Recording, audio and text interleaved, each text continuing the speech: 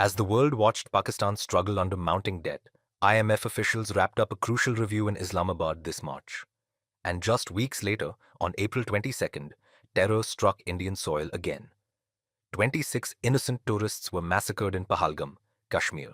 Pakistan's economy is collapsing, choked by an oversized military, weak civil governance, and a never-ending debt trap. But behind the financial headlines lies a darker, more sinister strategy. A strategy where terrorism is not collateral, it's currency. Even as the IMF team led by Nathan Porter was in Islamabad negotiating Pakistan's bailout in February and March of 2025, sources allege plans were already underway for the Pahalgam attack.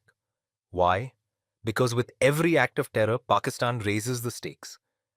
Knowing that retaliation from India will likely trigger diplomatic pressure, followed by Western bailouts to contain escalation.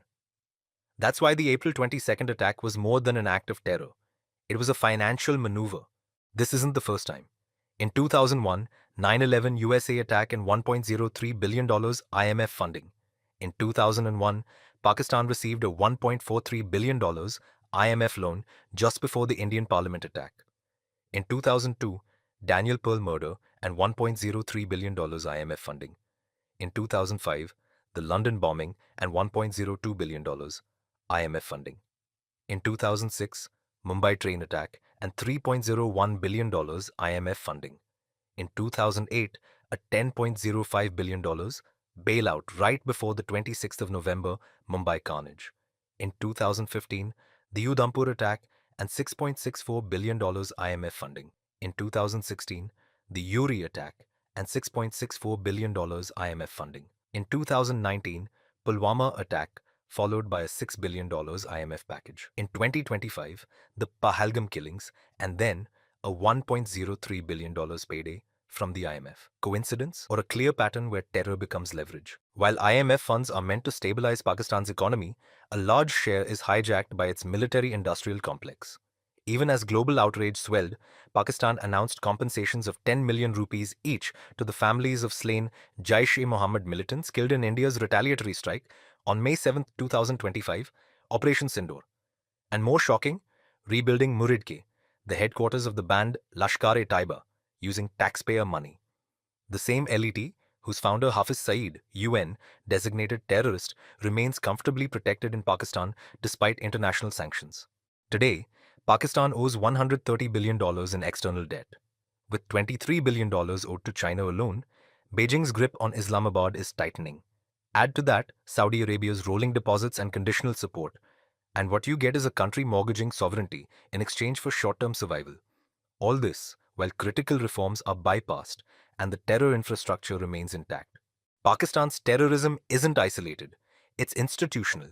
With 83 banned outfits, 45 still operate openly, financed by a shadow economy of narcotics, extortion, and counterfeit currency, many of them protected by the state itself. Even Pakistan's own defense minister admitted on live television, "We cultivated these groups. That was a mistake, and we're now paying the price." India, protests. IMF payout to Pakistan, citing terror links and economic concerns. India rightly objected to the IMF's recent $1.23 billion disbursement to Pakistan, calling it ill-timed amid Islamabad's confession to terror activities across the globe. Indian officials warned the funding risks enabling further violence and terror attacks, even as some analysts suggest Washington may have used the IMF tranche to pressure Islamabad toward de-escalation. Despite global condemnation, the IMF continues to write checks. The May 9, 2025 tranche came just days after the Kashmir massacre.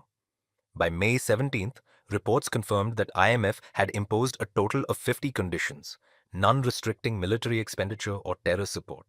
Observers argue this is financial aid without accountability. The world must tie future IMF loans to hard defense cuts and real anti-terror action, as the FATF once attempted. This isn't just India's fight, it's a global challenge. Because when you fund a state that exports terror, you become part of the machinery. It's time for reform with responsibility, not rescue without consequences.